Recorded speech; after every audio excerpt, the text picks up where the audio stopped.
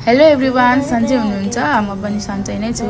आजको भिडियोमा चाहिँ मैले हेयर कटिङको भिडियो लिएर आएको छु, त्यही पनि स्टुडेन्टले कटिङ गरेको। उहाँको चाहिँ आज फर्स्ट डे थियो हेयर कटिङको। फर्स्ट डेमा नै उहाँले रियल कपालमा कटिङ गरिराख्नु भएको छ।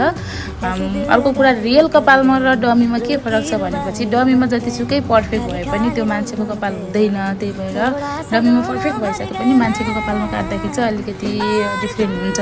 त्यही भएर मैले चाहिँ डमीमा भन्दा पनि रियल कपालमै सिकाउने गरेको छु। तपाईहरु पनि पार्लर सिकेर बाहिर जान चाहनुहुन्छ अथवा नेपालमा केही गर्न चाहनुहुन्छ भने हाम्रो रोजिना ब्युटी अर्ग्यान एकाडेमीलाई सम्झिन सक्नुहुन्छ। हामीले चाहिँ एकदमै सजिलो तरिकाले भरपर्दो माध्यमबाट पार्लरका कोर्सहरू गराइराखेका छौँ।